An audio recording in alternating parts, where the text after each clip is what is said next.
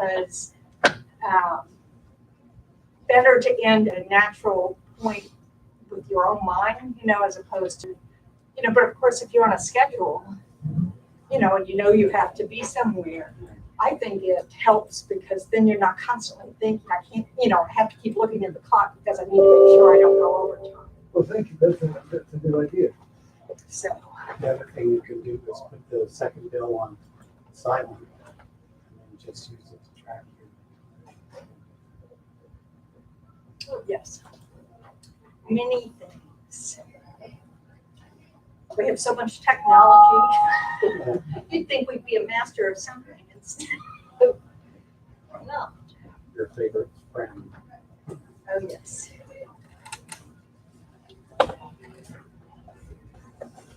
Last night, I was teaching a study group. Most of the people were in Argentina. So, different technological challenges. What you meeting? Yeah. Okay, let's do that. All right. All right. So, this is session 2. Any questions from the readings other than your good question? Did anybody do any meditations? How'd it go? Pretty well. Starting to get the rhythm and visualizing things like the ocean, which really helps, and the waves. And We're going to do that one tonight as well. okay. So yeah, it's anybody. I mean, if you don't do it, you'll never find out what difficulties you have. And if you don't have any difficulties, yay, they will come up eventually. But enjoy no obstacles while you can. And the truth is, there really aren't any obstacles in the sense of there's nothing that's really a problem.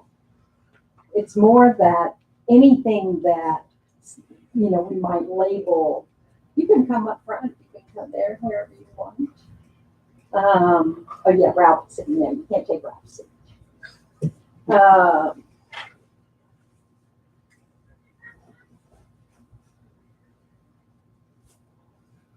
Anything that arises that you might label an obstacle actually is exactly what you need to work on.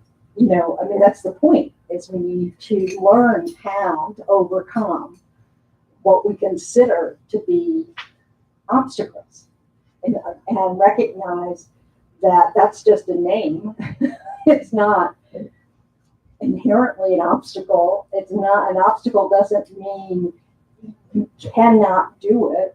It just means, oh, this is a new challenge, how do I go about it? So, and also it just is another way to really clue in to, whether, like, if your mind is very scattered, to recognize, oh, my mind's all over the place. If you're,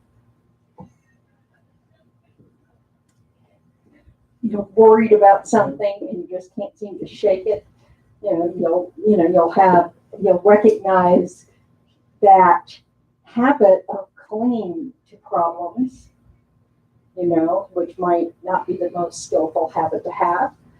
So these are opportunities to work on those. And meditation. So what would you need to really help yourself when something like that arises?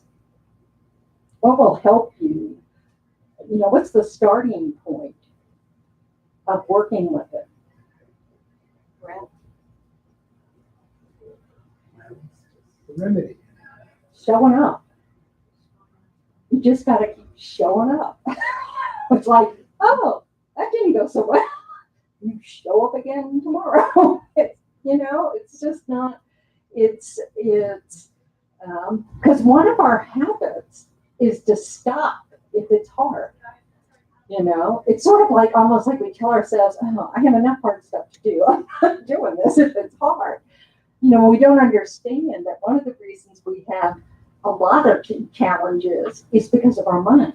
And if we don't work on our mind, we'll continue to have this wide-ranging, diversity of challenges, that we feel, that stir up negative states of mind. What's a negative state of mind? Anger is an example. Those of you who took Mind in Its Potential, what's a negative state of mind? I won't look at the two people who took a test on this last week or anything. Whatever state of mind keeps one from seeing the true nature of mind.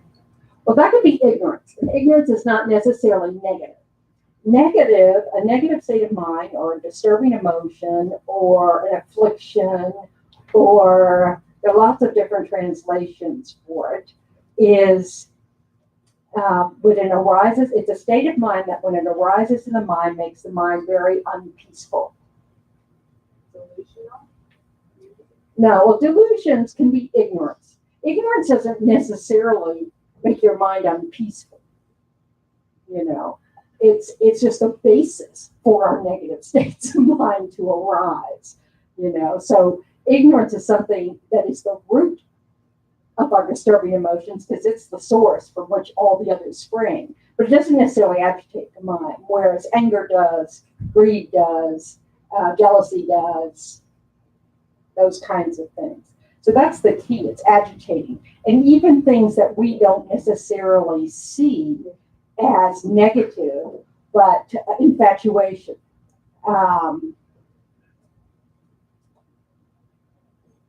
It's so funny how it's harder to think of the ones that we like. But if you really look, we're not at peace. There's an energy to it that's not necessarily positive. So you had your hand up. Is excitement a negative state of mind? Excitement is, depending on what, excitement is generally about something you're attached to. In meditation, excitement is being drawn to something that you find appealing. I mean, that can include virtuous objects, like you're trying to focus on Shakyamuni Buddha, but you'd rather be doing Tara, so you just keep getting drunk. So that, but so it's just, excitement's a scattering of the mind that we need to overcome for meditation. So if you're precise about what it means, it is a negative state of mind. It's pulling you away from something you're trying to focus on, and in meditation. And it's something that if you're trying to train your mind, obviously you need to overcome. Excitement also, sort of like infatuation, these are states of mind that are an exaggeration.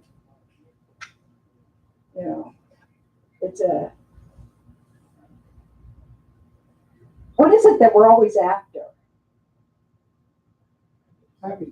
Happiness and pleasure.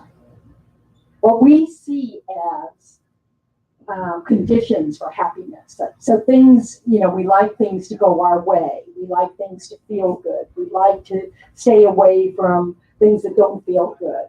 And we're always seeking, a relief from any kind of suffering that arises. So excitement gives us it misinforms us thinking that, if I just go over there, I'll be more interested. Or if I just keeps pulling you away towards what you find appealing. And, it's like whenever you're trying to finish a task at work, and if all you can think about is what you're going to do after work, you can't get your work done. Or it takes you 3 times as long.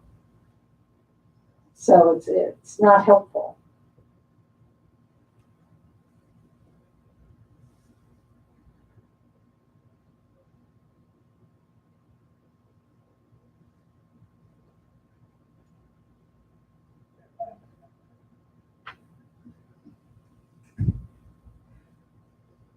So at the beginning of activities, it's really helpful to just start by taking a moment to remember why you came to the class or back to whatever it is you're doing, and just take a moment to remember that reason, and then generate a positive motivation, a positive intention for using your time well during the activity. So try to do that for this class. Well, I try to get my throat organized here, which apparently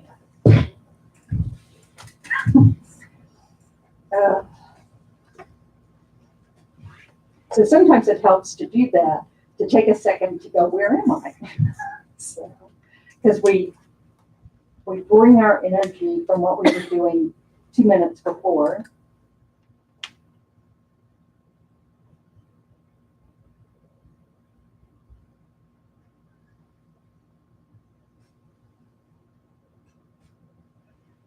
So we'll do a little exercise called in 9-round breathing. So some of y'all are familiar with this.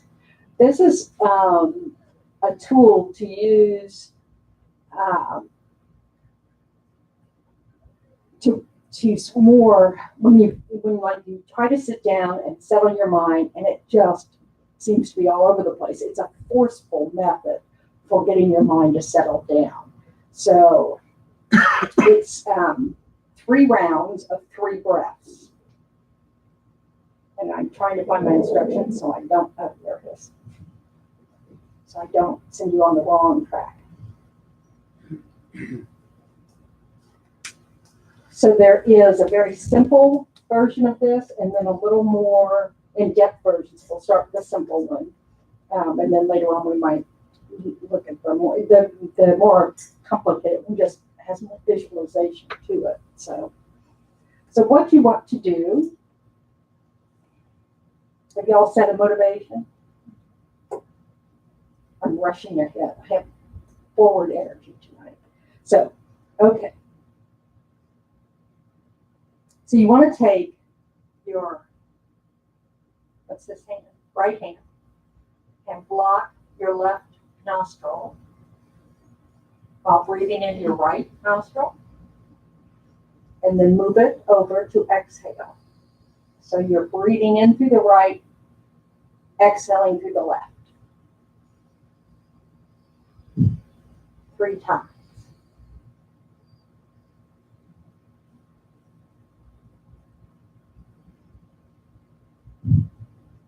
And you breathe in through the left and out through the right.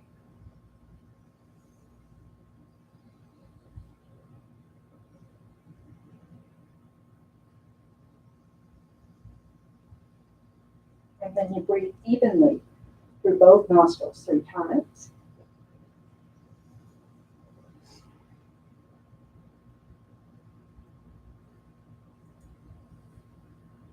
And you don't have to use your hands at all, but it can help to get that sensation of what it feels like to breathe in one side and breathe out the other side. So let's do that again.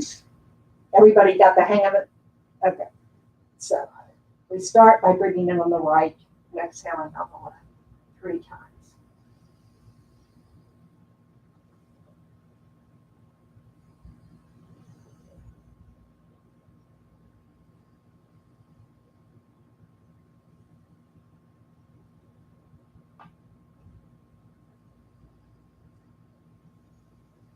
And breathe in through the left and breathe out through the right 3 times.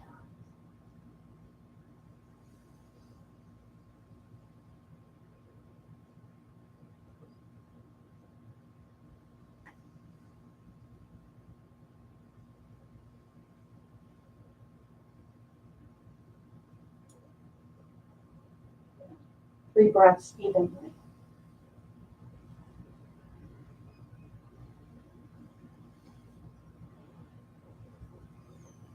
And try it one more time.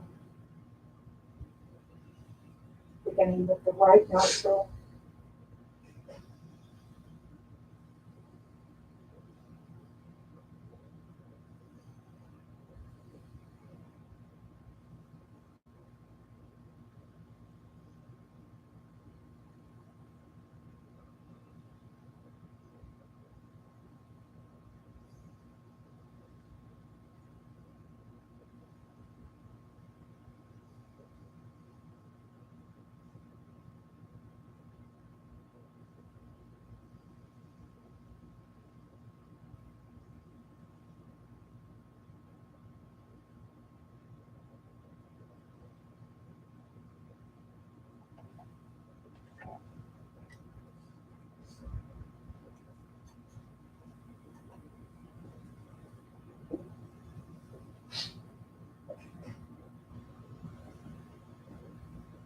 And now just spend a few minutes focused on the sensation of the breath going in and out of your body at the tip of your nose or at your belly.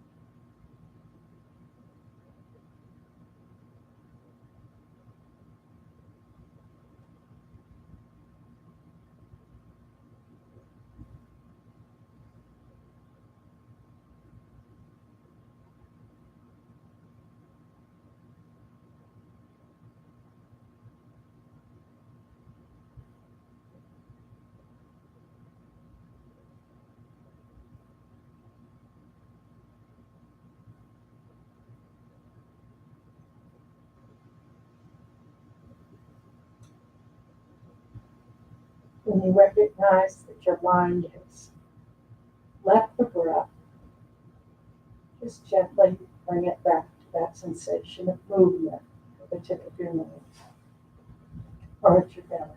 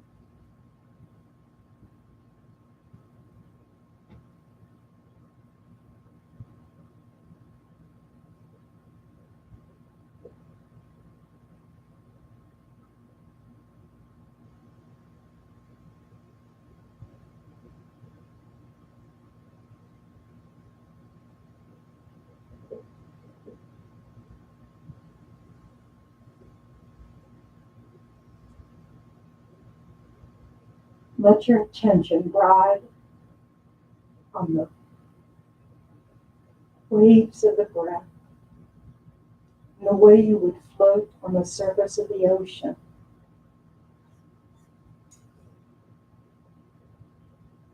With just gentle waves.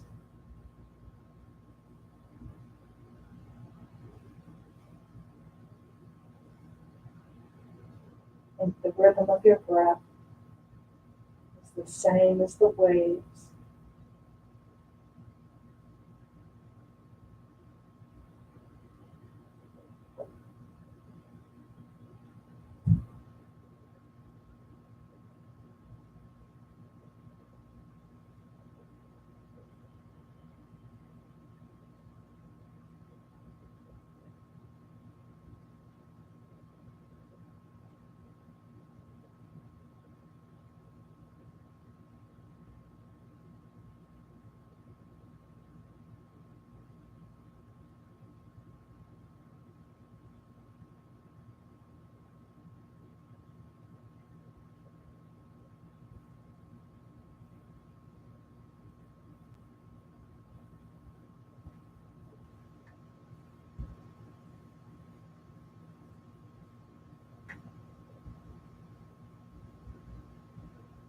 Your mind is like the sky above you, perfectly clear, vast, spacious, unlimited.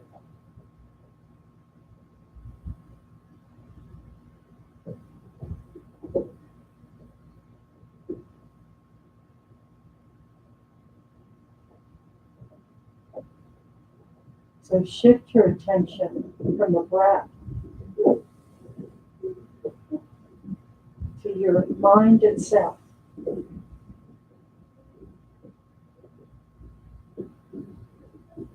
The mind is observing the breath, and now you're observing your mind observing the breath.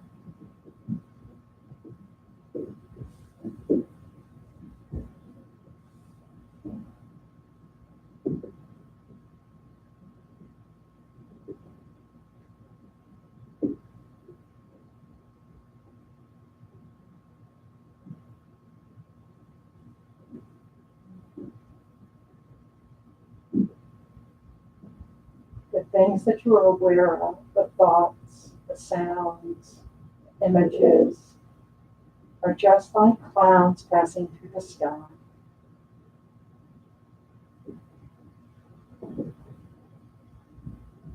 They appear for a while and then they disappear.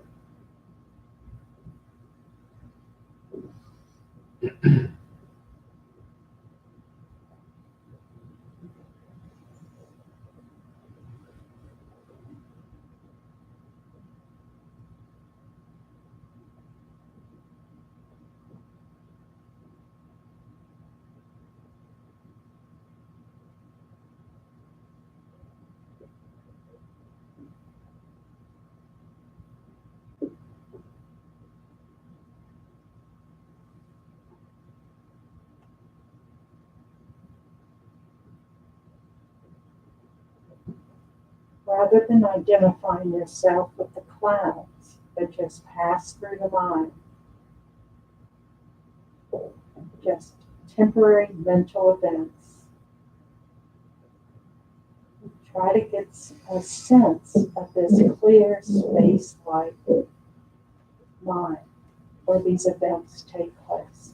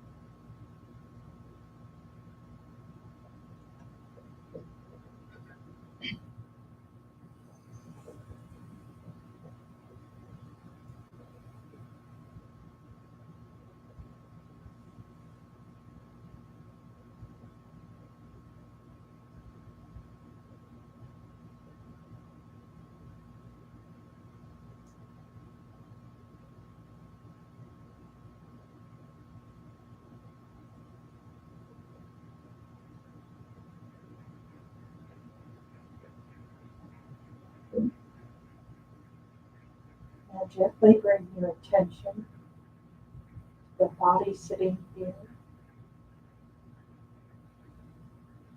Scan your body from the top of your head to your toes.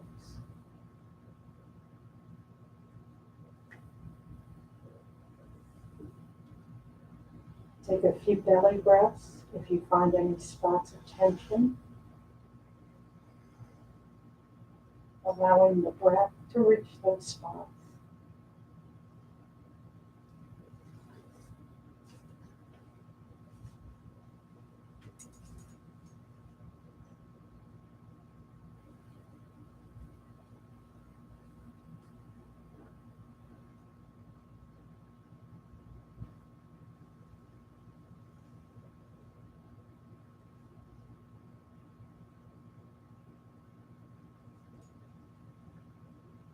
and reaffirm your motivation, your intention for this class.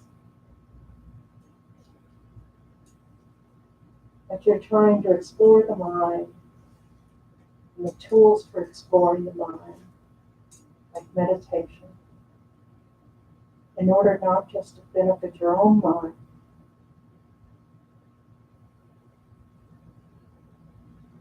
but so that it can ripple out to benefit others around you.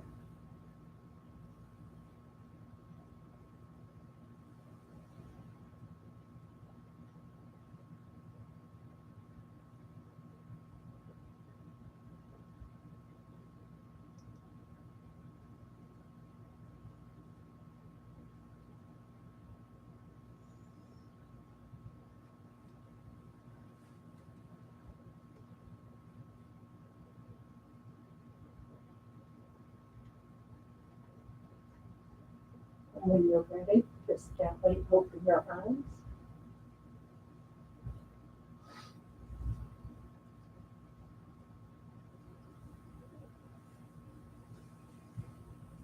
So what's it like to try to focus on the container of your thoughts instead of the thoughts themselves?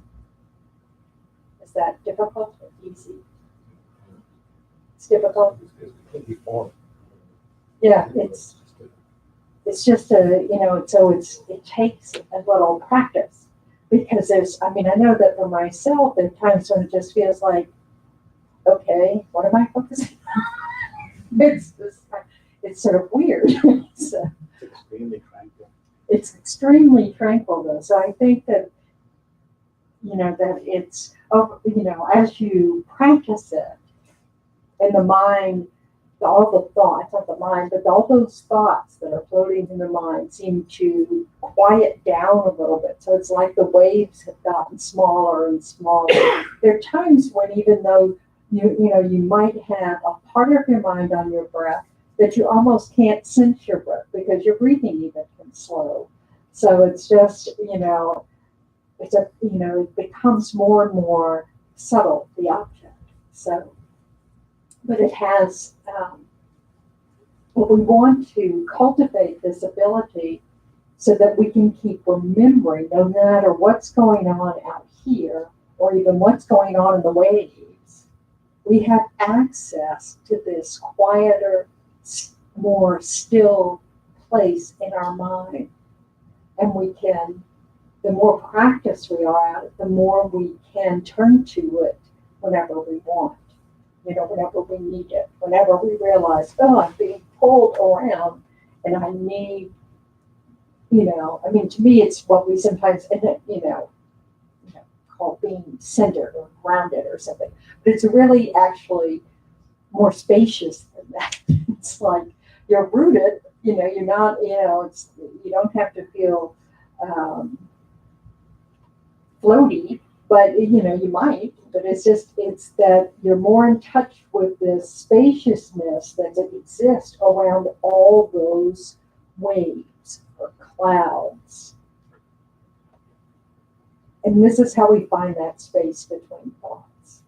We find, opportunity to interrupt our habits of mind if we need to direct them somewhere else. But first we just let it settle. Because when our mind's agitated,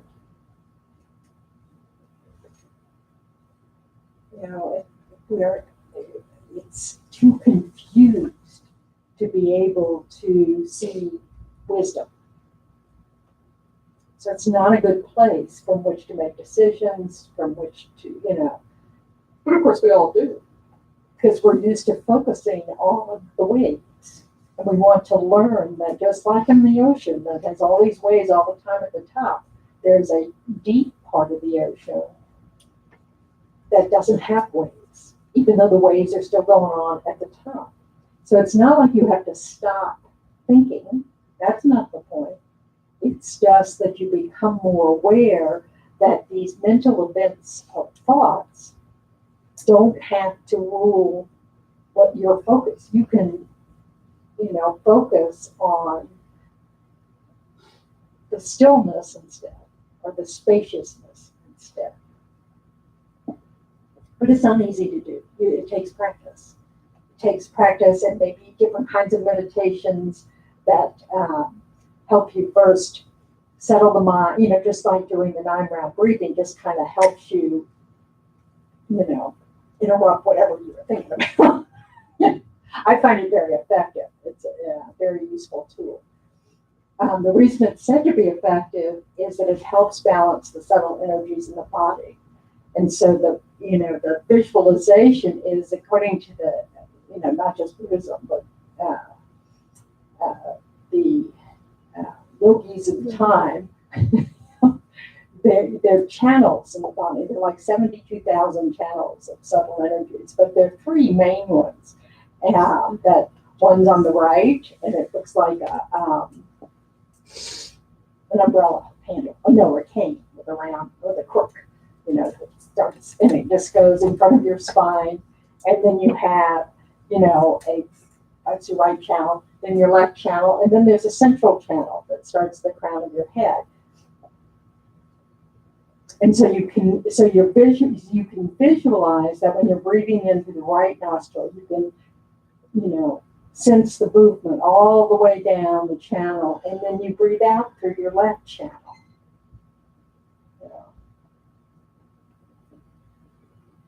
And then when you're breathing evenly, so this is to help us balance our winds, it's called. It's subtle wind energy in the body. And their colors for the channels. You can get more and more involved. So, but the main thing is just to start getting, you're using the physical body to help balance, it helps balance your mind. So anyway, I'm sweating so much, I'm dripping. Okay.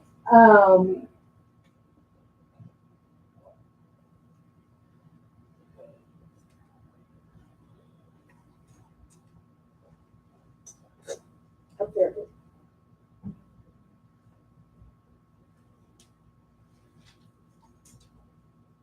I almost forgot, but I remembered. It's not up there, but please.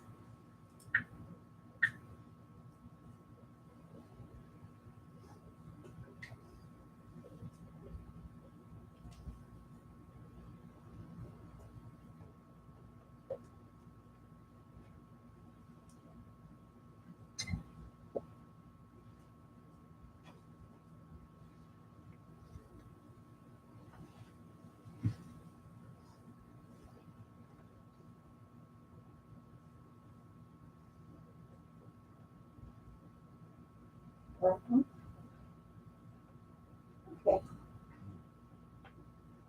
So the steps of meditation. Okay, so it's helpful at the beginning, and this doesn't just apply to meditation, but it's to develop a wish, a motivation, a why.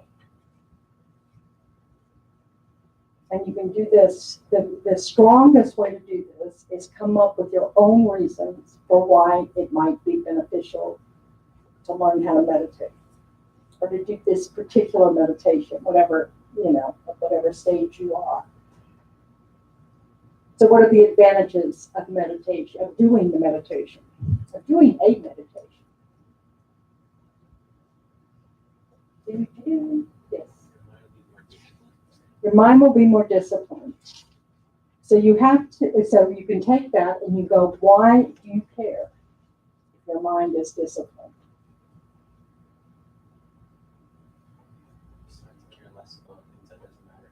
So it can help you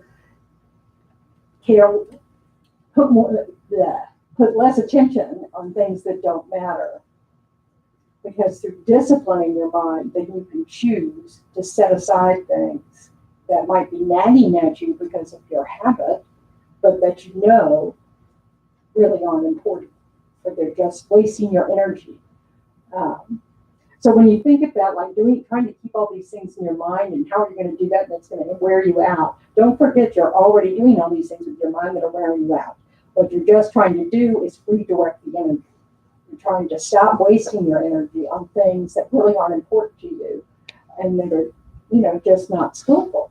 The transition takes more effort than perhaps you're already expending your habit energy, and then you're also expending some effort to change that. So it might be a little more effortful for a little while. Perhaps being more peaceful and centered, you have less stress looking at the problems of life, and to be more optimistic and more happy that way.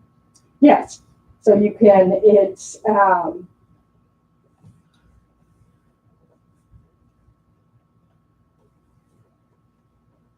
interesting how once we start to see the connections between the way we think and the way we experience our moments from moment to moment, and recognize that we can actually change how we're experiencing them by changing the way we're thinking, it really can uplift you in the sense that it shows you where your power is. We actually have a lot of power in how we experience things. We don't have to be pushed around by events, by other people's words, by other people's energy, by, unexpected things, whatever it is. We don't have to go through our day feeling beaten down by waves. We don't have to go through the day on a roller coaster going, oh, this is good stuff, so let's not, I'm doing this. So, it has this, the more we understand that our happiness or our degree of suffering, that we have quite a bit of power around it. It's very hopeful. If you don't feel empowered, if you feel like the world is controlling you, this can help you, because even though it's true that we don't have a lot of control over what's happening out here around us, the way we respond to it, we really do have control of it. With practice. Right now we're under the control of our habits. And some of them are good habits. So yay, so we want to encourage those. And others not so skillful. So we come up with a list of reasons on why disciplining the mind, or if you're not doing a discipline, kind of meditation, if you're not doing trying to learn to just tell your mind what to focus on and stay there, and like you would in a single pointed kind of way, like, okay, I'm going to follow my breath, I'm going to follow my breath. We can also say, I'm going to reflect on the disadvantages of anger.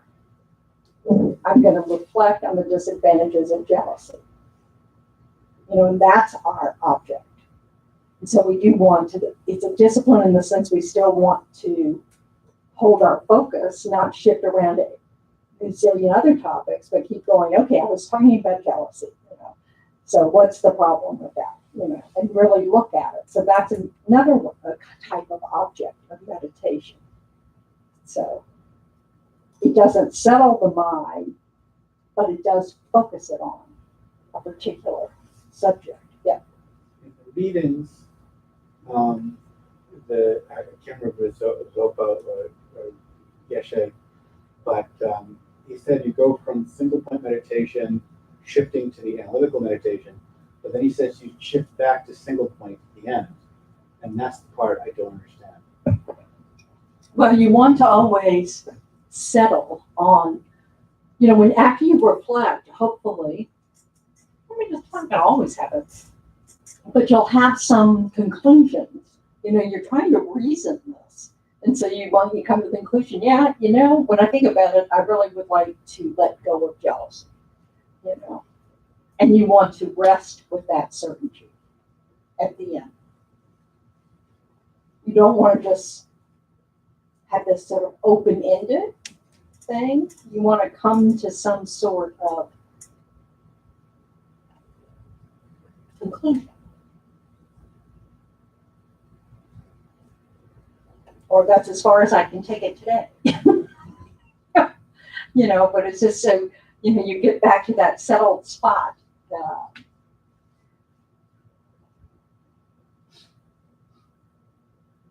So it's helpful to start with a settled spot. So for all meditations, do I say that sometime? I might say it in another slide. So, but it's really important to think about, why should I try to develop this habit?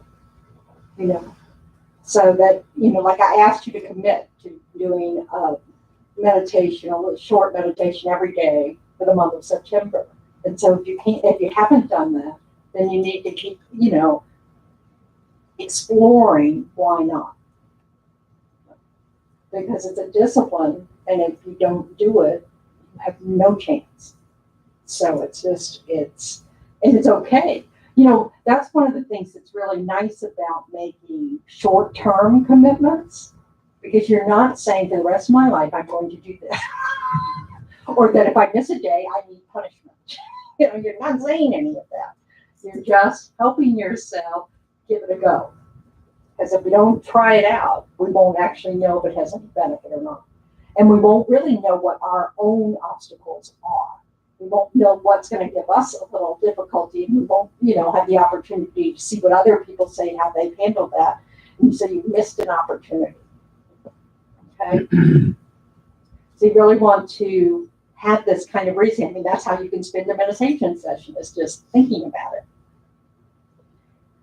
And then you decide. You set an intention. I am going to do this now. And I'll rest my mind. What you want to do is decide what your object of meditation is. So in this case, like in the movement of the breath. And I'm going to not lose that object, but that's your intention. Of course you will lose it. That's not the point. The point is that you're going to sit there for a certain number of minutes and you're going to give it a try. Your intention could be, I'm going to set my mind on the disadvantages of jealousy. That can be your intention. So it's different from motivation. It's sort of like, motivation is what helps us follow through on the intention. It's why we bother with an intention, when we're becoming intentional. So, then over time, you want to be able to extend the amount of time you spend. So you might start with 3 minutes, you work up to 5 minutes, work up to 8 minutes, work up to 12 minutes.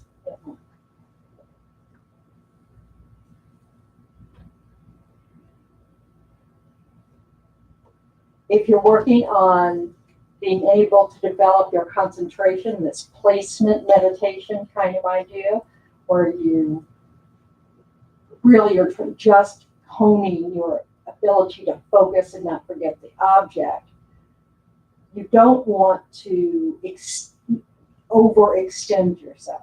You really do want to do it in increments where you don't feel frustrated when you end it. So it's a slow process. In the teachings, it says 24 minutes is the ideal length of time for that kind of single pointed type exercise. So,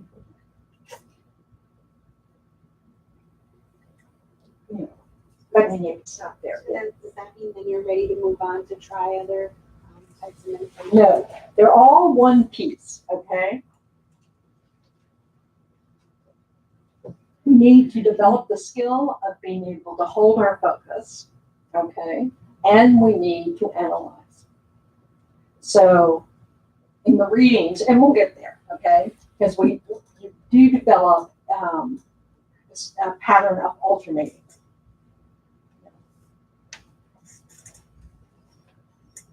Now, introspection is a state of mind that is your little spy in your mind that will alert you when you've lost the object of meditation.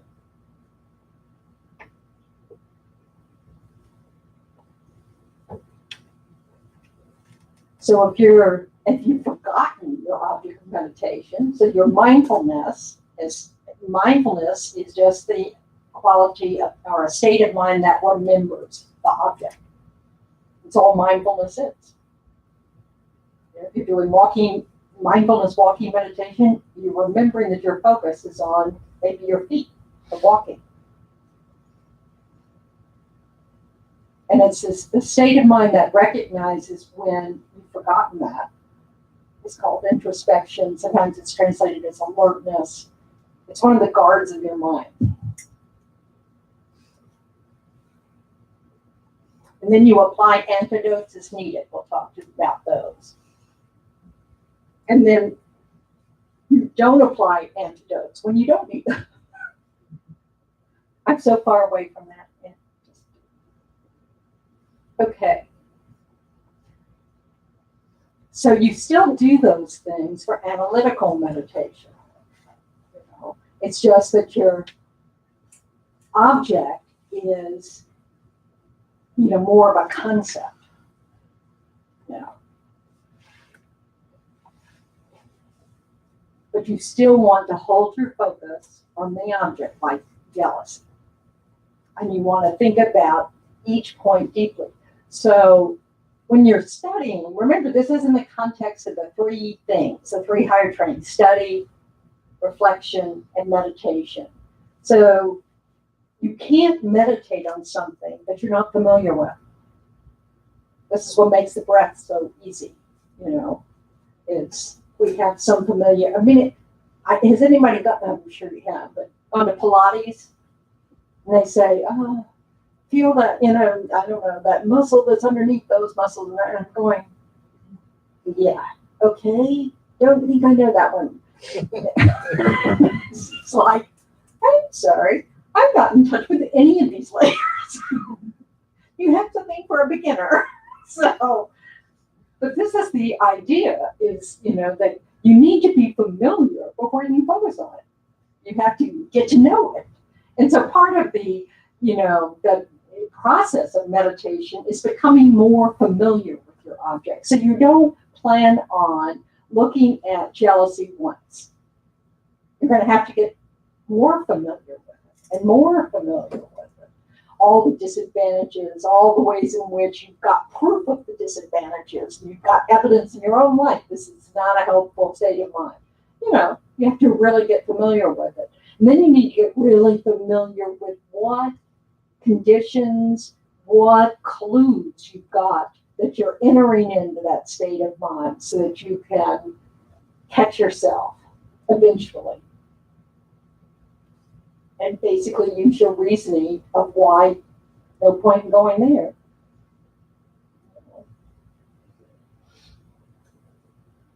So in analytical meditation, you're really exploring each point of these things, the disadvantages of one state of mind, the benefits of another state of mind. Then you try to relate each point to your own experiences.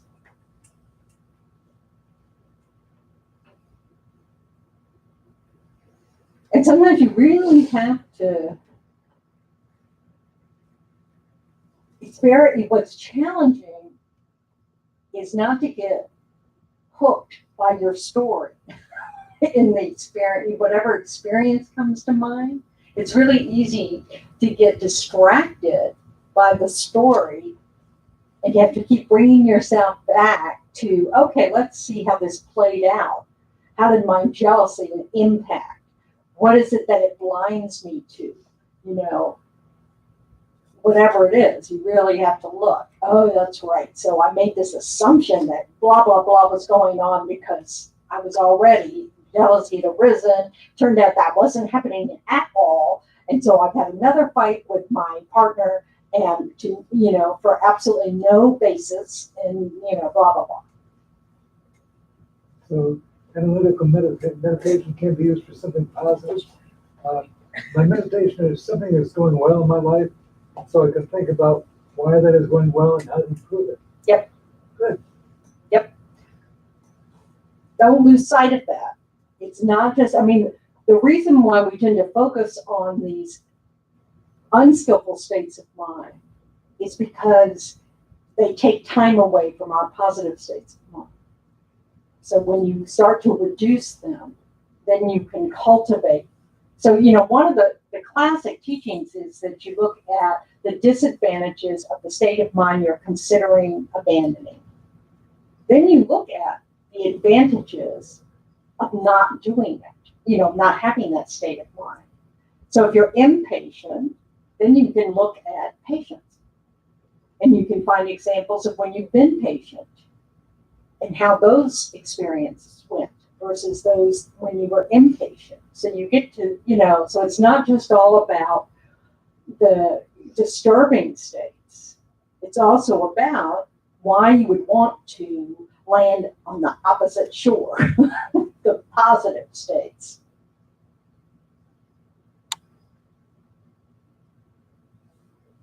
So you compare it to experiences, and you want to make sure that you understand the meaning. You clarify each point. So like if you're looking at a teaching, it might say, these are some clear disadvantages, and then you might add some new ones, and these are the clear benefits, and you might add some new ones, but just make sure you understand the meaning as you go along. I mean, that's part of the process, as you're trying to see the wisdom and the change. And so that's something you just keep, like it's like, you might see it from one angle, and the next time you reflect on it, you kind of see it from a slightly different angle, and then you're starting to see a different meaning from the teaching. It's like, no, okay. And then you have one of these, aha moments. This is when you don't want to move forward. You want to experience that. When your mind kind of goes, oh, I understand this. You don't have that conversation, but when you just have this, I just don't know of any other way to describe it except that moment of sort of aha. It's just sort of this, like, huh. Yes, it's this internal wisdom that's growing, You want to rest there. You want to make that, you want to integrate that into your mind. Let it sink deep. You want a deep imprint from this experience and make it easier to remember it.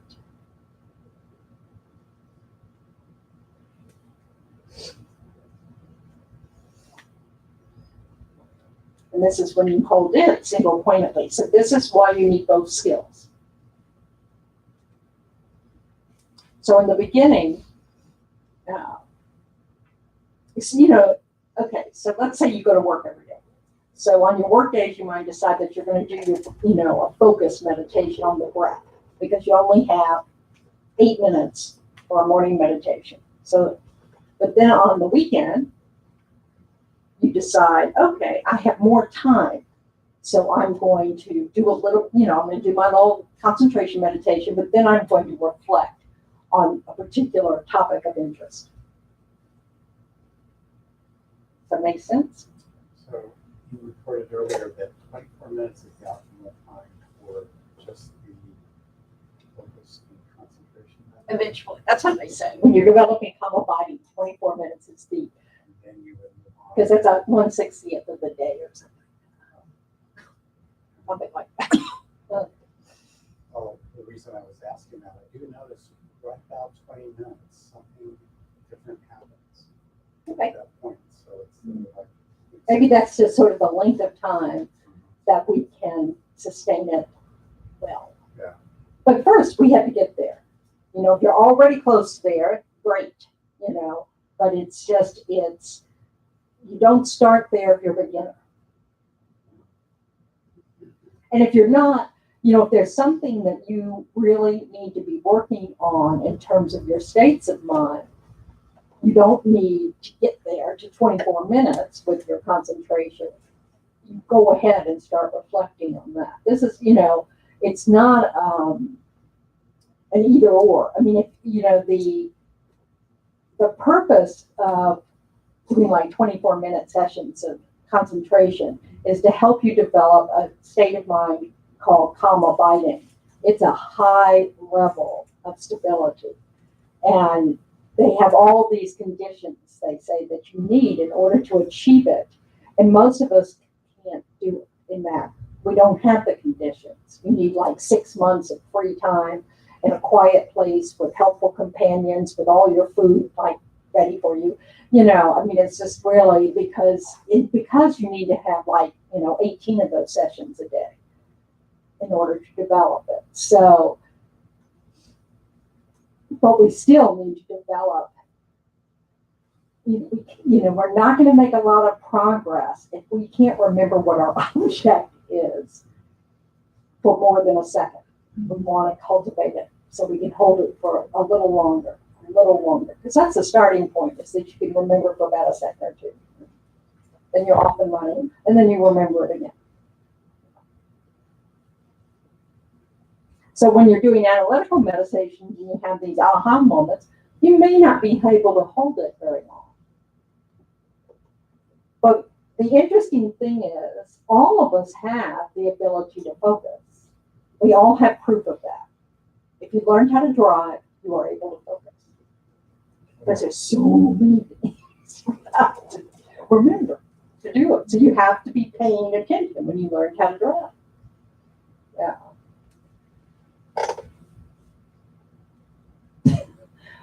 When I was taking,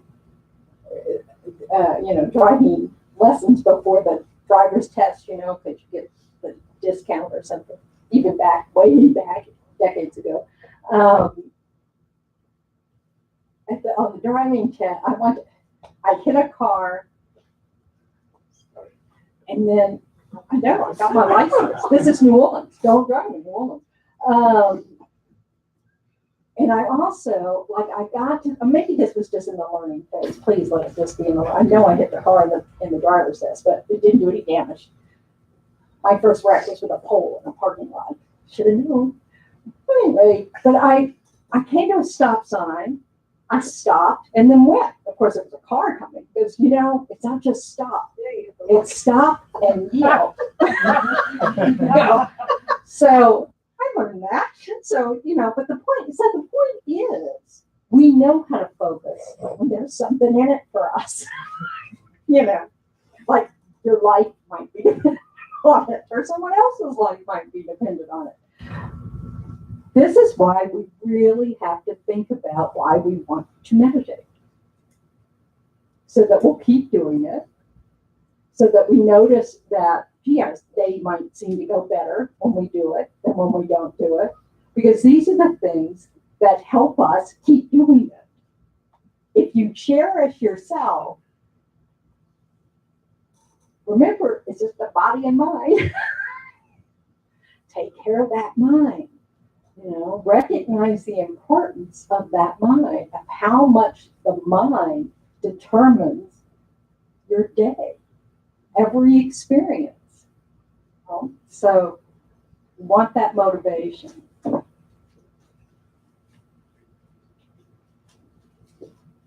And the next time you catch yourself completely focused on something where, a friend or a partner or your kid, goes, hey, I'm talking to you, let yourself recognize, oh yeah, I do know how to focus. And I can let everything else just fall to the background where I don't even hear it. That's just because you want to. We just need to cultivate the desire to want to be able to do that when we choose to, as opposed to when we have some riveting piece of entertainment,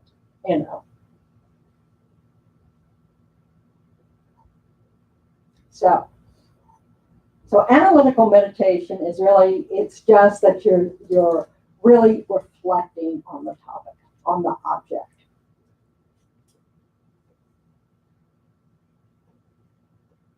And you're hoping to have an experience of the, of like a new understanding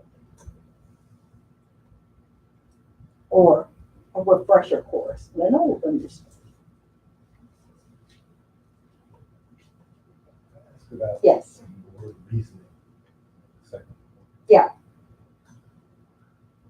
Reasoning to me sounds like a very To me, it's almost kind of like rationalization.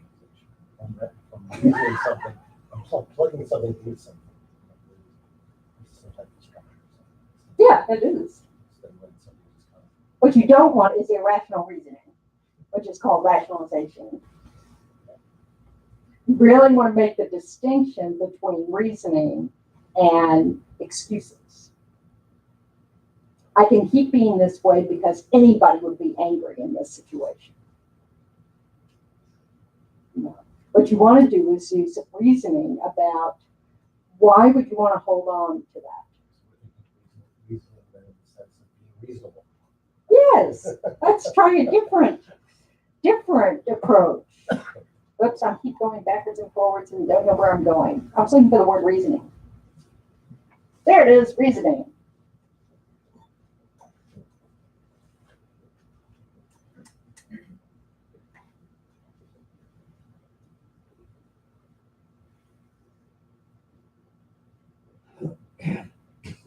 Why won't it let me do that? Now I was going to select it so I could look it up. There we go.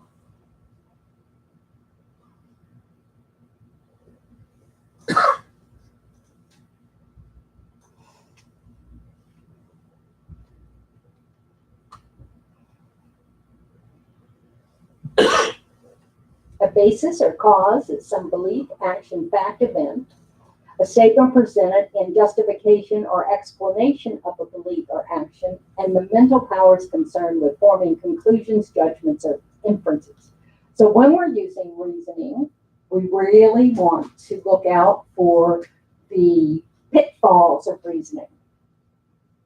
You know, like rationalizations, justifying. In some ways, oh, I love definition. The active process of a person who reasons. Okay.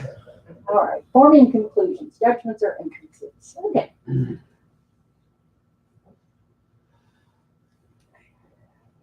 So when we're using reasoning, we're using the we need to look at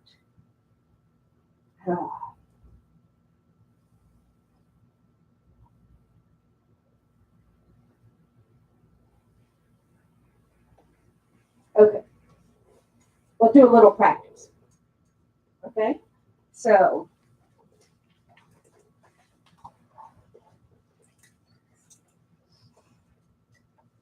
we'll go do a little example of an analytical meditation. So take a moment to just get comfortable again. Remember that trying to have a posture that helps you stay awake is helpful. You might want to keep your eyes a little more open than they were at the beginning.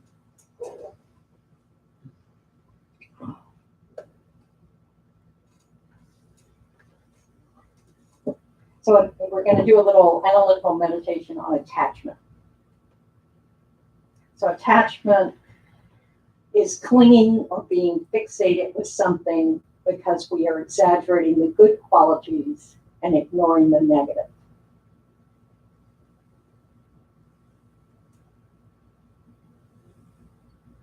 So take a moment to think about this, the meaning of this exaggerating the good qualities of an object and ignoring the negative.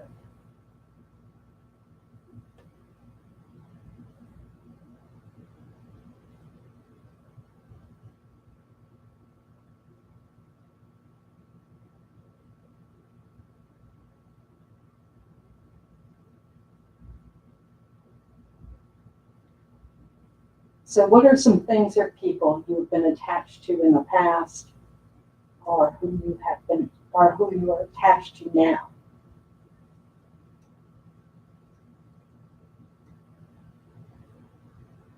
Perhaps picture them sitting in front of you.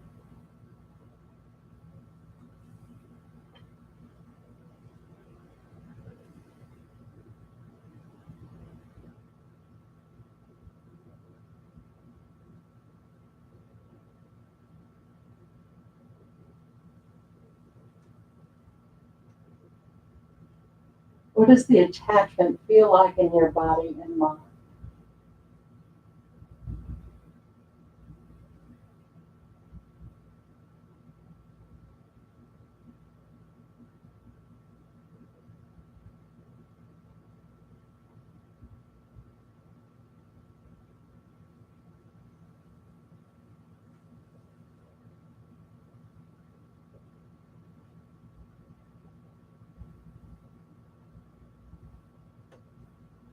Is your mind peaceful?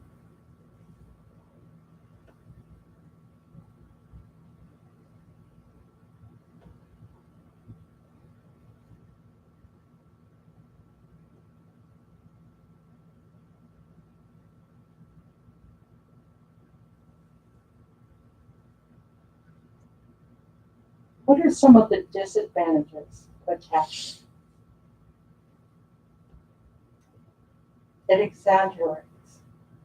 Why is that a disadvantage?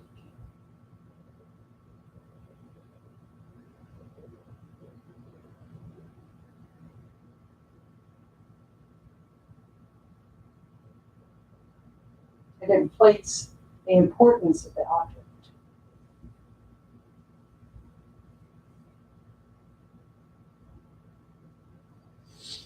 It builds up expectations that might not be realistic.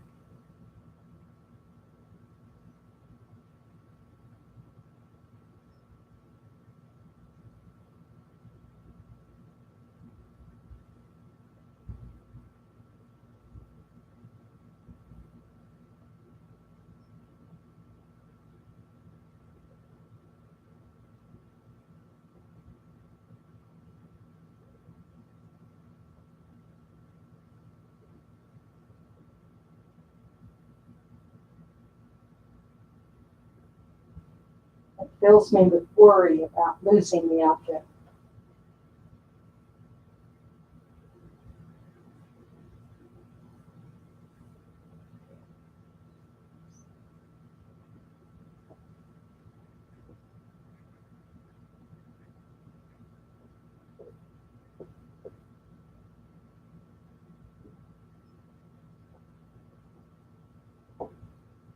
It misleads me about the permanence of the object.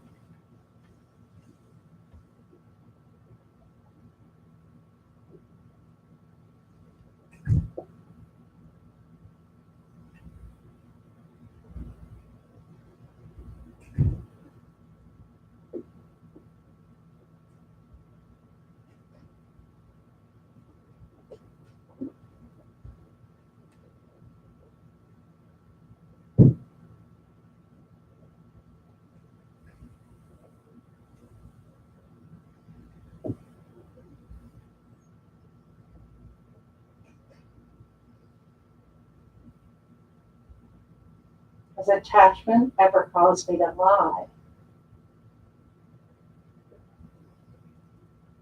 or to take something that hasn't been given?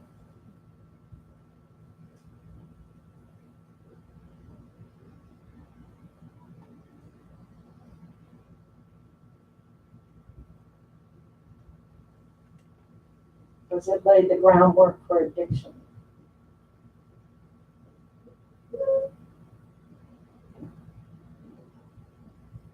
Does it feed my anger?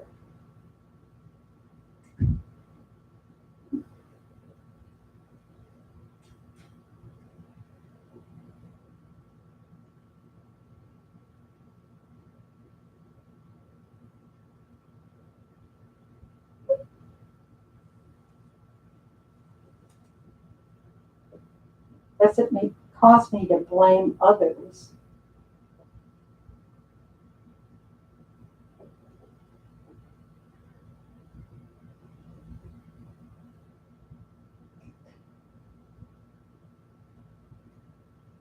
My partner has left me for someone else. Do I blame the someone else?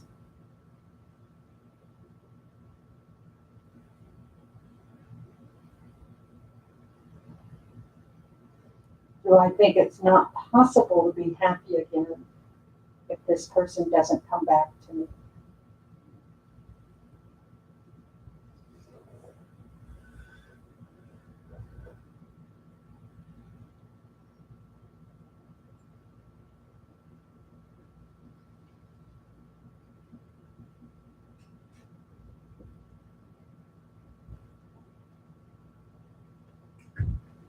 were my expectations about this person part of the problem?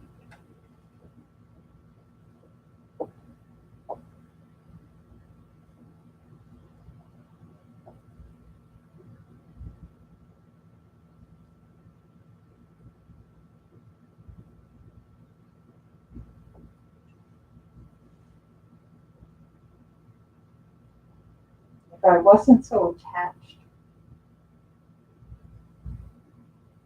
would I be more wise about who I get involved with? Does it blind me to whether or not we're compatible?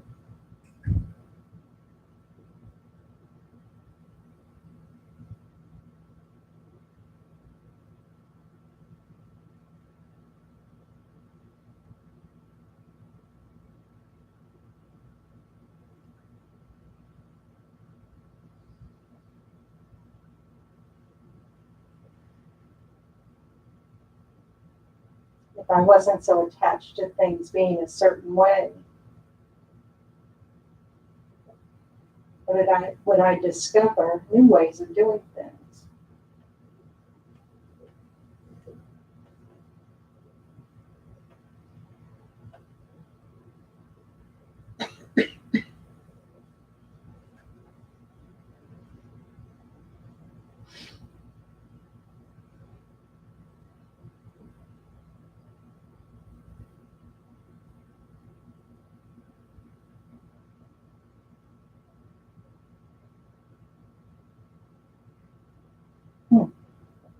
Maybe.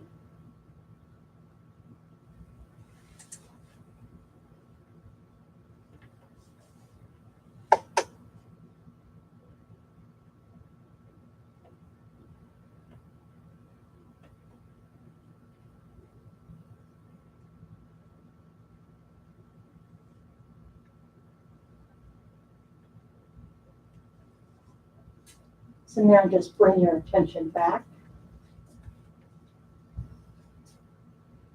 It's difficult. The beauty of analytical meditation is it is your opportunity to really explore a topic from your experience. So that you can really just look at it. Okay, so,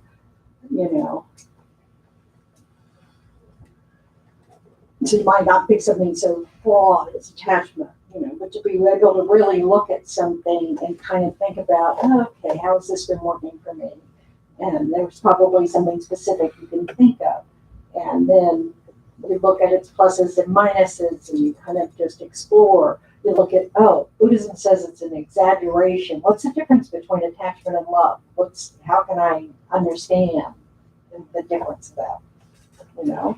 So it's and you just have to pace yourself, according to what arises in the mind. Does that make any sense?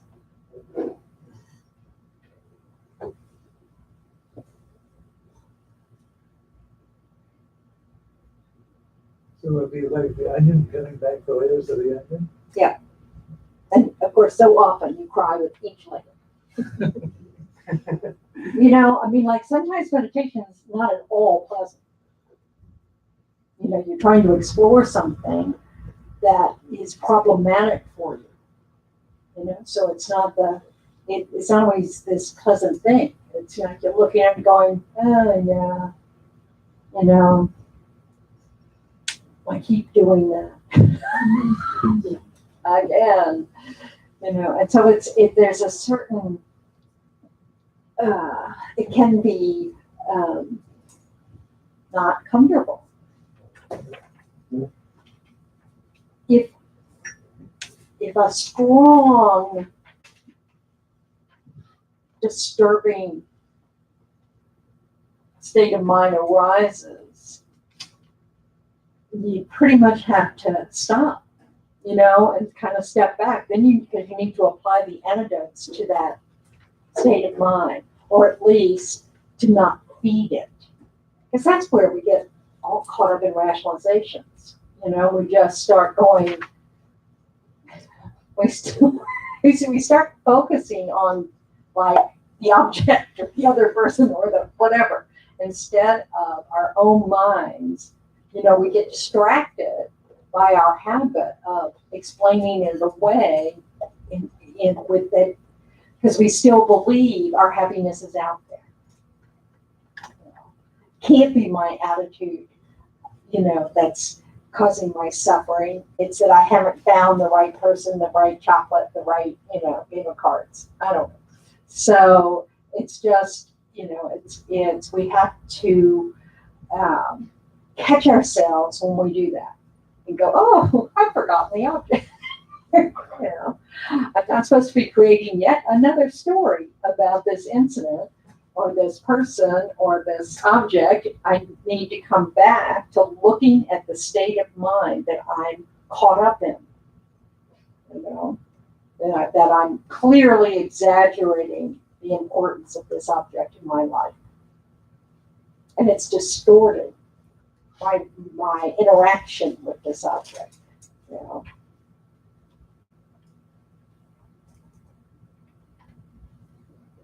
But it's very tricky to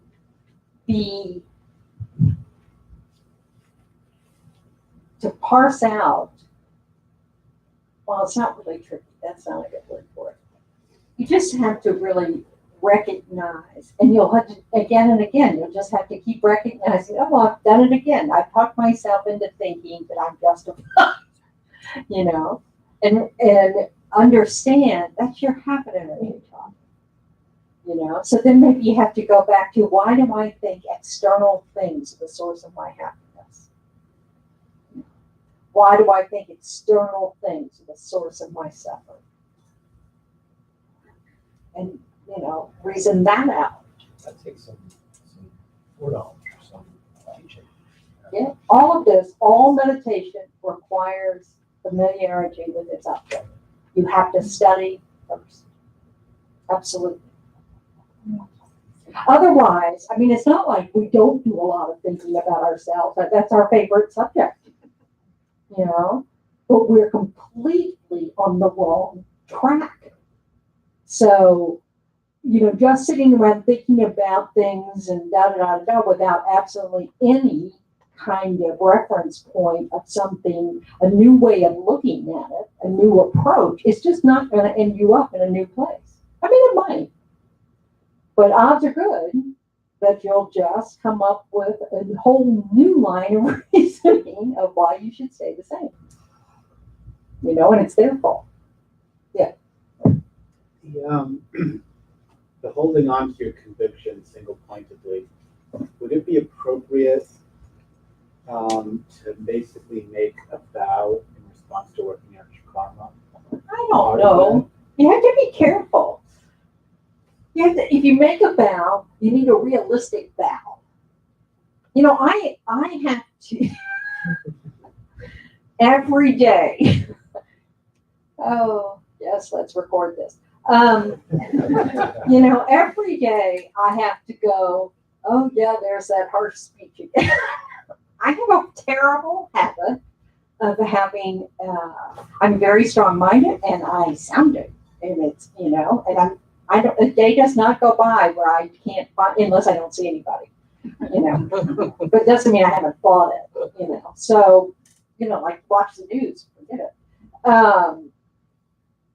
So every day, I do a purification practice and then I make a vow to refrain from doing this. And I'm hard pressed to go beyond 8 hours of sleep. I'll kind of go, okay, I'll try 12 hours. And then there are days I go, all right, I'm going to give it 24. Because I know how hard it is for me. So it's just, we don't want to lie, because that's another action that's not skillful. And lying to ourselves is something most of us are really skilled at. So you want to be careful. Now, this is, doing a practice where you do this, what we call purification in Buddhism or in Tibetan Buddhism, where you you look at something that you regret, generate genuine regret for having done it, and then you rely on the teachings as you know, like, okay, how should I do this differently? Then you have a remedy of some sort, like maybe an apology. Maybe, you know, I'm going to continue working on, you know, trying to reflect on kind speech, how to, you know, how to catch myself in advance so that I have kind speech. And then, you know, and then you resolve to not do it for a certain length of time. They say it's really important to be realistic about that length of time so that you don't lie, you know. So, and I really have gotten better. So, but I still am aware of how sharp my language is. You know, so I know that if I'm going to encounter anyone or write an email to anyone, it's really possible. I'm not super skilled at gentle speech. I just don't have that skill. So I'm still working on it. But doing the practice of regret, you know, keeps strengthening my resolve to keep working on this. You know, that I don't want to forget that I have not developed the skill. So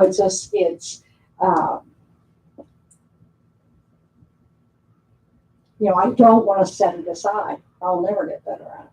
You know, so it's just this process. So yes, I mean, I think that it's helpful to have a very strong, okay, I really want to learn how to do this. We just need to be careful about setting ourselves up to beyond our capability at that moment. You know, like, I'm going to practice this. I'm going to keep practicing this, you know, that kind of thing, as opposed to I'm going to succeed, you know, because that may be too big of a stretch. And then that sets us up to fail, and that sets us up to discourage ourselves and blah, blah, blah, blah. You know, I mean, it depends on your mind. You know, you have to know your mind. You have to discover these things, you know. Like, for some people, fear really works well. You know, like, you know, I remember a student who had all these teachings on the hell realms, you know, where you go if you keep doing these things. And it really motivated her. And I kept thinking, really?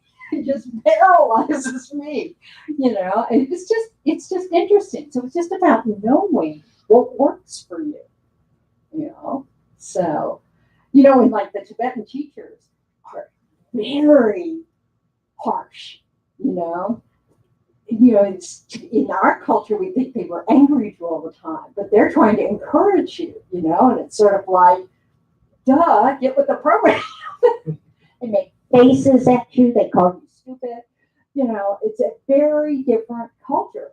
And all of them have to retrain themselves when they come to this country and teach the West. Because we fall apart. You know? It's like,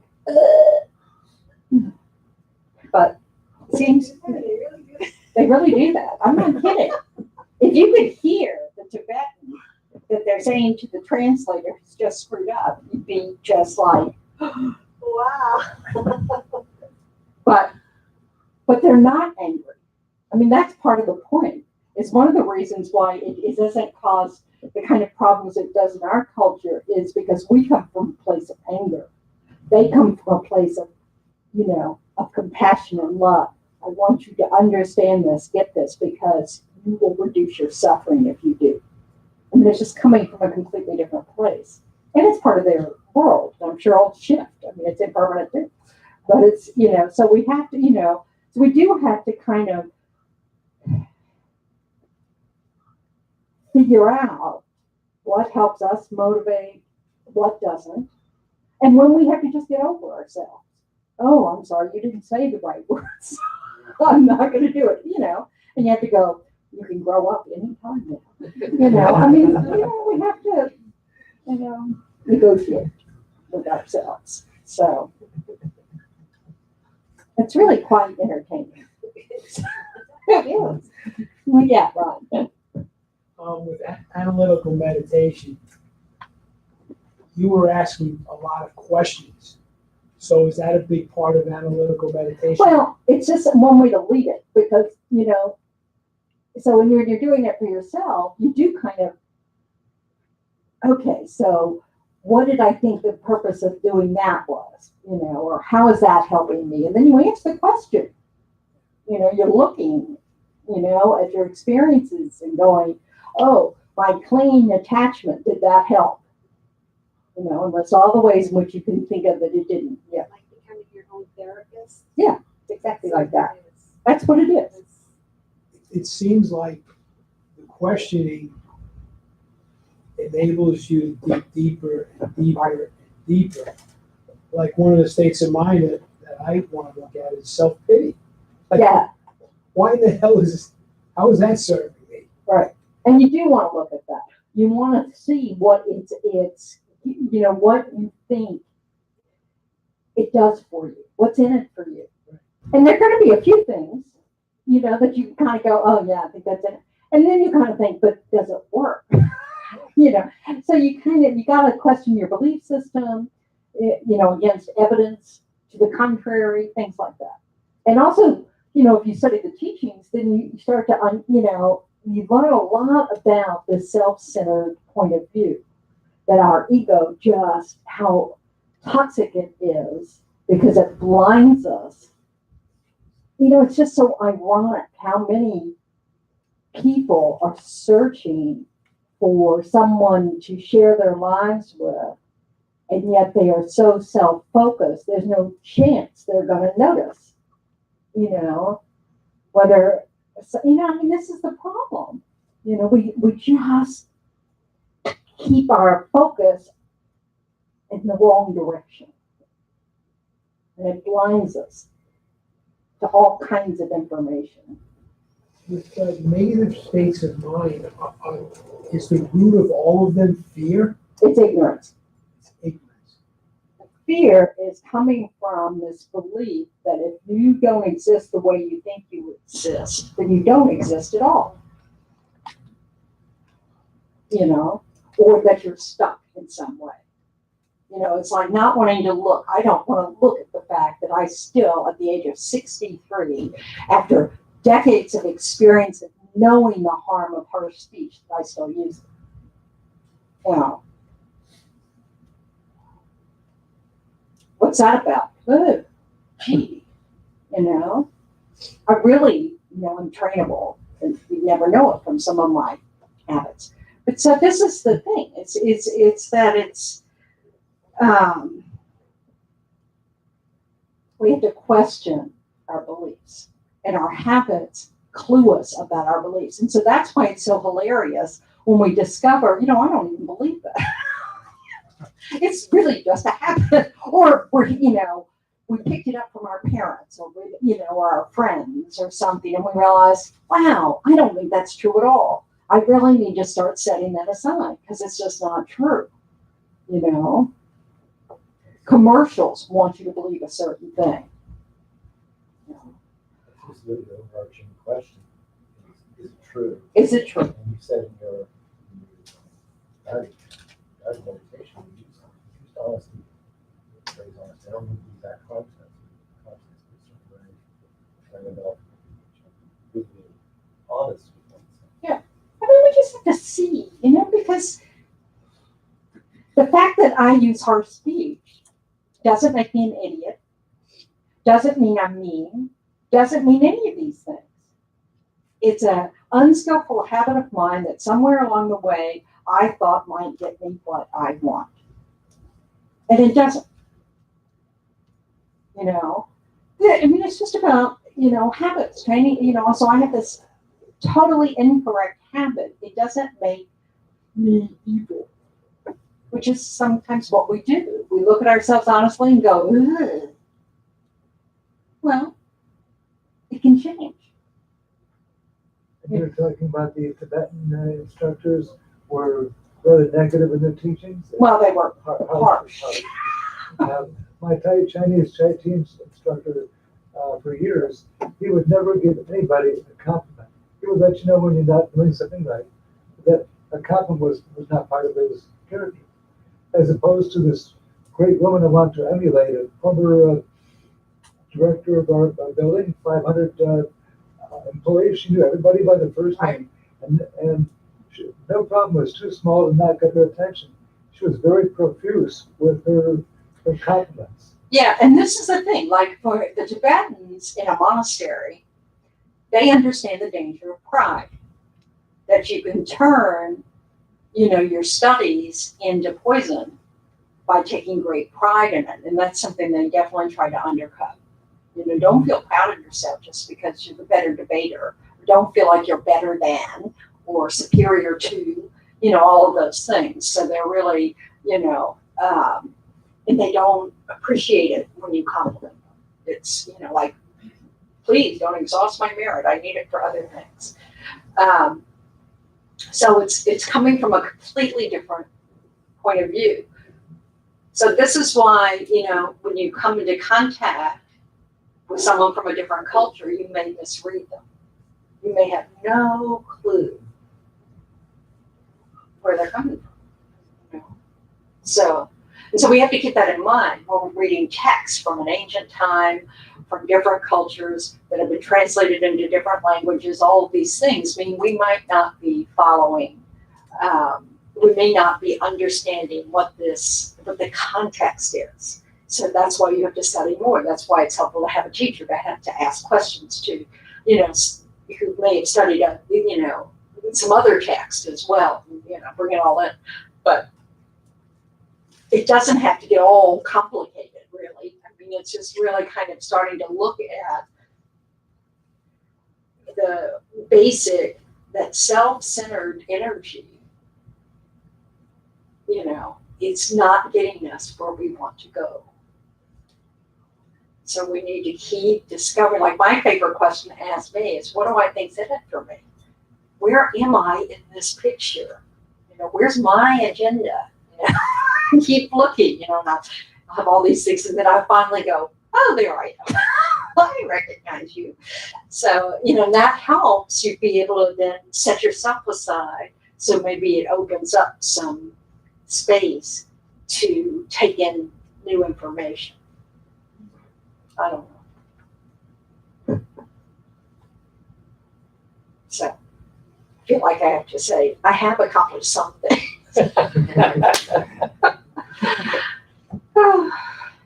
Ego, it's such a trip. Oh, all right. And the Buddha said, our concern over our reputation is the hardest, it's the last thing we let go of. So he said, like, you'll hear these stories like good Buddhists, like in a monastery or something, look a little crazy. Atisha, as soon as they had a Lama Atisha wrote the first Lama text. It's Lama tradition, comes from Lamp on the Path to Enlightenment. And whenever he, thought he'd done something negative, he got, whatever he did, he stopped, did his purification practice. That probably looks a little crazy. Of course, he probably didn't commit as many negativities as I do, so he had time for other things. But Rinpoche likes to say that all the time. Could you really want to spend your whole life doing purification? Or do you want to actually change some habits? So,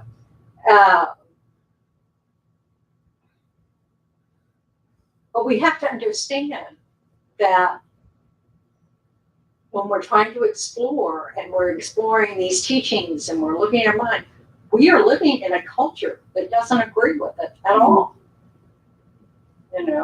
So we have to overcome that peer pressure, doesn't matter if all your friends say, oh, don't worry about that. You really want to develop your own wisdom to decide whether or not, which crowd you want to follow. So study is important. And then becoming familiar with it. Like, how many times do you read something, a Dharma book, and you go, wow, this is really good.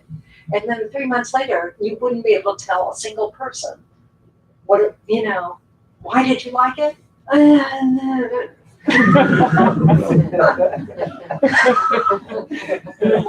Gets worse with age. Yeah. So what you want to do instead of reading it and going to the next one, read it again. Read it again. Save those little paragraphs. I ran across one recently in the Tuesday night class. We're getting to the section on special insight, and on page 119, I think, or 121 of the text, there's this paragraph that my teacher in Australia suggested we memorize, which I did. So so for years I said this every day. And there it was, and I'm going, wow, that's such a good paragraph. Why did I ever quit? Because it tells you the path. It just says, basically, if you want, to accomplish this, then this is what you need to do. Very straightforward. So, but it's really wonderful. Familiarity means it helps us when the going gets tough. Our tools will arise in the mind. If we're not super familiar, our habits will arise in the mind. We want new tools to become our habits so that they are right there ready for us. And that takes becoming familiar with it. So if you're reading something that has a lot of meaning for you, that's what you can study every day. Till just, you really reflected on it, that you understand why. It's not just that it's inspiring words or something, that it makes sense to you. So make sure you understand why it makes sense to you. So that then you have that reasoning available to you when you're about to, jump in the thick of it again. So, yeah.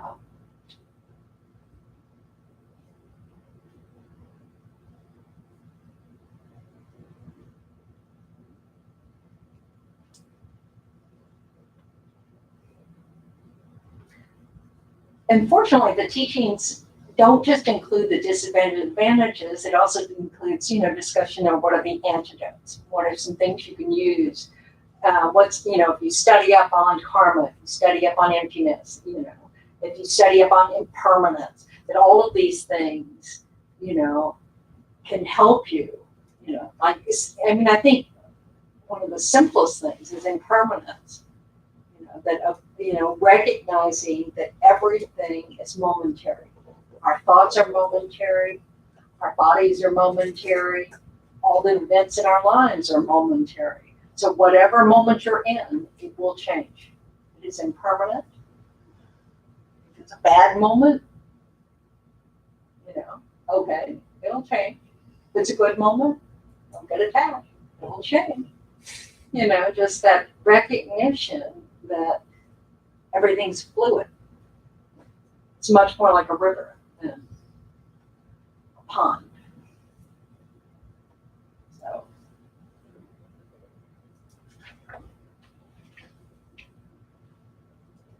Okay, what you need? What do we need now? Any questions? I'd like that paragraph. Look it up. I'm looking for a quick fix. Remember, you have to clarify its meaning.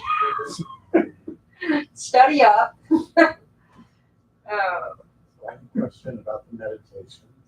Okay. Sometimes I have difficulty remembering all of the Yeah. pieces. Print it out. Well, what I mean is that when you're doing the meditation, then you don't have to get back and look at it. Oh, until you're familiar with it, you're going to have to. Yeah. Well, you just have to, that's the point. You have to become familiar with it. It's not just you sit down and go, oh, blah, blah, blah, blah, blah. No, maybe 3 months from now, you'll be able to go blah, blah, blah, blah, blah, because you're familiar with it. So you have to become familiar with it. And so sometimes that means you have to stare at the, you have to follow the steps. And then, then you have to make the effort of, memorizing the steps. Scary word, that. I have discovered that, our malas, the counters that we use, have usually 108 beads. Sometimes they have 110 or 111. Because, of course, you always do 10% more of everything. make up for all your mistakes. So, if you do a mala of something, you are hard pressed not to remember it. So all these complicated mantras, and then I'd go, I'll never get that. I'll never get that. And so I just would make myself do a mala of it. And sure enough, you can learn it. I've never tried that. Hmm? I've never tried that. Right. I mean, it's like, it took me a long time to try because I didn't want to. Please don't tell me I have to do this. I mean, basically, that's what it was. It was just this, oh, really? You really expect me to be able to, and then our teacher, one time, we had one course that basically was this memorization of 59 definitions, and they were all very long. And there were words that you're completely unfamiliar with, and, most of them you didn't really know what they meant.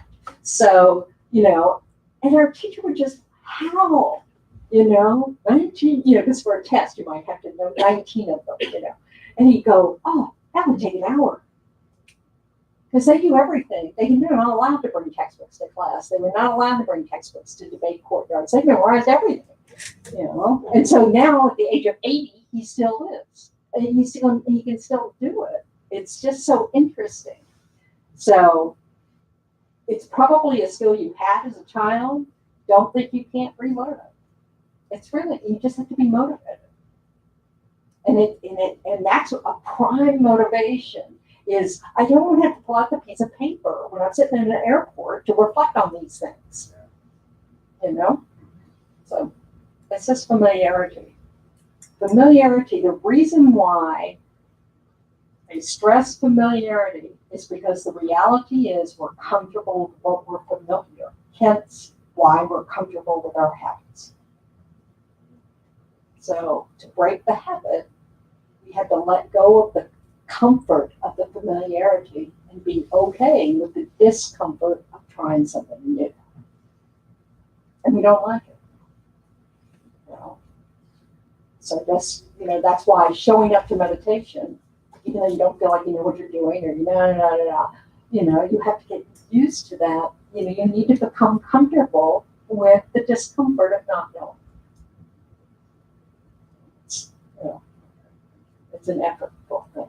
Yes. Any guidance for what a beginner might pick for the first couple of subject matters for analytical meditation?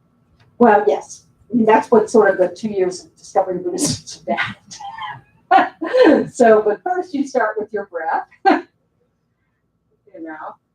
then, so you're going to, you've received some meditations on like the clarity of mind and the mind like the sky. Those are good places to start. You'll get some more tomorrow. So,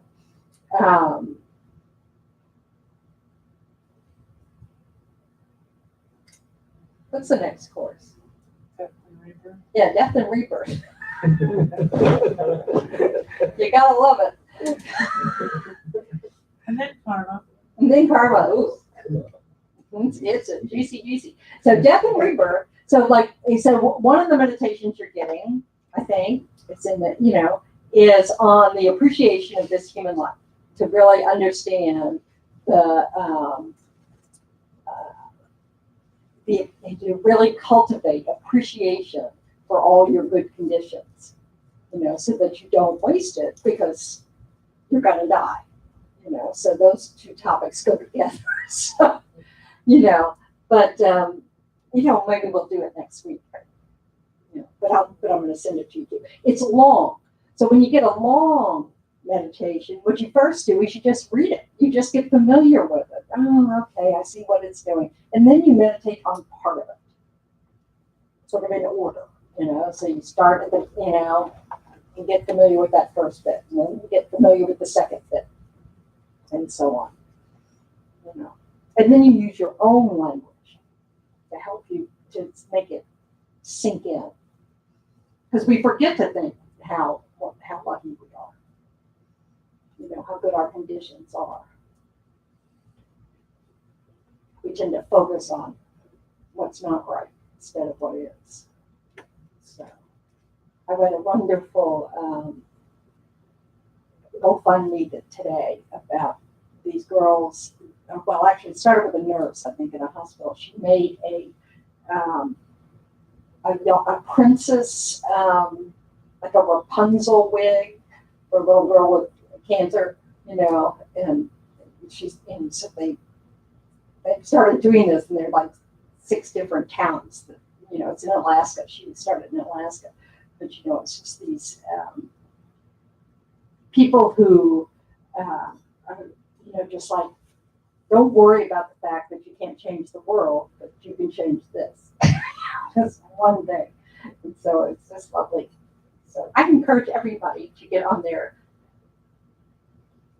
email list, because you just meet all these young people who come up with wonderful ideas and actually act on them. And it's very cheering. It's just like, oh, it's not just people out there, shooting you. There are people out there making Rapunzel wigs for little girls who have no hair because of cancer.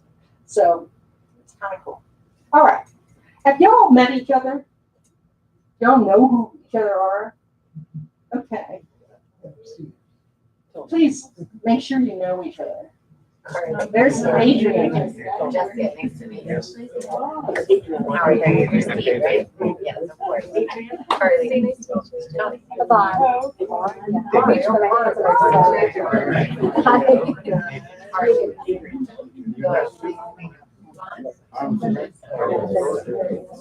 Hi, everyone. Everybody knows Nicole. No, I don't know the two in the back. Hi, I'm Lindsay. Hi, Yvonne. Lindsay. Yvonne. Yvonne. Hi. Nice to meet you. Nice to meet you.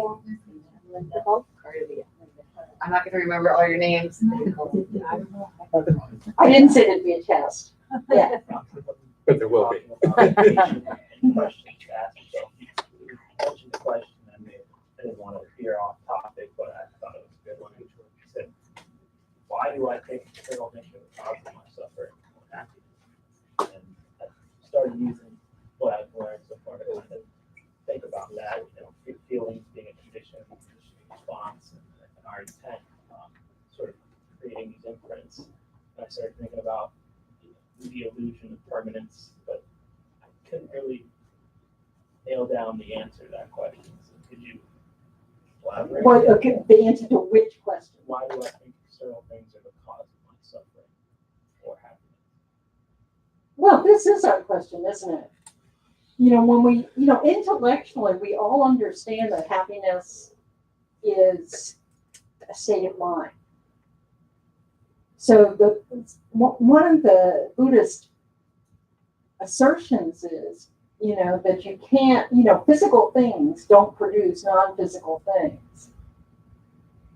So a state of mind really isn't about some physical thing. It's not about what we get. It's about our response to what's happening. It's a mental attitude. So happiness, of course, isn't when we use that term, we're really talking about it. What we're seeking is a lasting contentment. Obviously, if it's just happiness, all you would have to do is just keep, make sure you make enough money so that you can buy everything you ever want, eat everything you ever wanted to eat, and da-da-da-da-da. That's not too difficult. It doesn't work. We have evidence of that. So we have to look at a different source. So if getting what you want does not guarantee happiness, when you see people, did y'all read Tuesdays with Maury? Yes. I think I'm the only one who does not. Well, so it's a book about a guy who's got ALS, and it's conversations with one of his old students, I think. Went to chat with him, and he did not respond to his illness in a way that most of us, would think we would. So he just approached it from a completely different angle. Well, that's a mental thing. His physical condition was no different than anybody else with the illness, and he died. and he lost all his ability to do anything for himself. And yet, when, because people had to bathe him, he kept thinking, wow, I get this all, complete whole body massage every day. It's just an attitude. The people touch me all the time. It's we need to understand that mind is what's important. It's not the body. I mean, sure, we don't want ALS, but it's not, but having it does not mean you must suffer. Because physical pain does not have to equal mental suffering. There are too many people in the world that have pain who are happy. We have proof that it's where your mind is that makes the difference. It's an inner process. It is not an external process. Because we see people who seem to have it all and who are not happy. It is just not about that. And we've got to learn that this chasing of things external to us, or just trying even to control things external to us, is not going to work. It's like it might relieve a little dissatisfaction for a moment, but don't fall for it. It will change. We need to develop that inner strength that is able to quit chasing and take responsibility for our state of mind. And this takes effort. The good news is we're capable of doing it. Our mind can be changed. It can be transformed. When you think about what your mind was like when you were a teenager, and look at what your mind's like now, it's probably quite different. We change. In some areas. Other areas, maybe not so much. But we have the capacity to change. Our mind is totally changeable. It is not fixed. It's not permanent. It's not even physical. Pep talk. Okay. Let's take a moment to rejoice that we bothered. We taught the class, and we did. And we're thinking about, our mind and our tools for our mind and all that kind of stuff. And this is positive activity, because we're trying to explore questions like, why do I keep thinking happiness is from outside? Because the world is seeking happiness and trying to control others, and it doesn't work. So it's a wonderful activity to try to learn a different skill. How to convince someone who's very ignorant and they think that happiness can only come from having something instead of coming from something. We can't change other people's minds. We can only model. We can only show what works for us. And so sometimes we can just, from our behavior and things like that. And sometimes you have an opportunity to discuss it, but we actually can't change someone else's mind. It's an individual process. Might be worth exploring why you need to change the other person. Well, I mean, we do want to help. We all want to become Buddhists so we can be of help. Yeah. But the truth is that's again an external to us. That the only thing we really can impact is our own minds. But then our behavior is noticed by others. So I see His Holiness and go, gee, I'd like to be like he seems much happier than I am, much friendlier than I am, much less fearful, So this is kind of a cool way to be, So that kind of thing can help. So just, but we can't convince someone else. That's that inner process of developing our own inner wisdom. So. Okay, so we're rejoicing about what we're trying to do with our own minds. And this is according to the teachings, will bring positive results in the future. And we want to direct those results. We want it to be for a useful way. We don't want those positive results just to be that we have a better car in the future. We want it to go towards helping, our own, reducing our own suffering, and then also hopefully to help reduce the suffering of others. So we just want to dedicate the results that they may last until there are no suffering living beings whatsoever.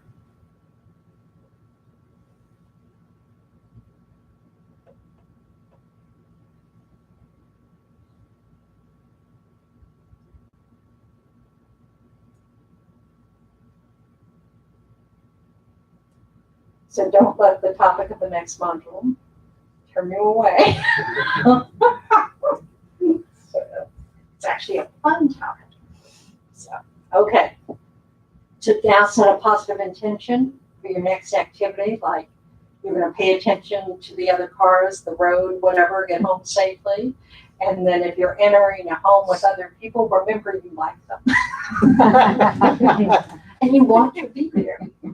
So, walk in with that attitude of like, oh, and, don't have any expectations of how they'll receive you.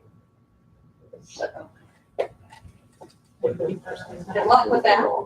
And for the few people that weren't here last week, and if you want the readings, give me your email. I'll have a sheet out front. I think there's just a few. Yes. And I'll be sending another meditation or two. So cool. It is. So good. Thank you.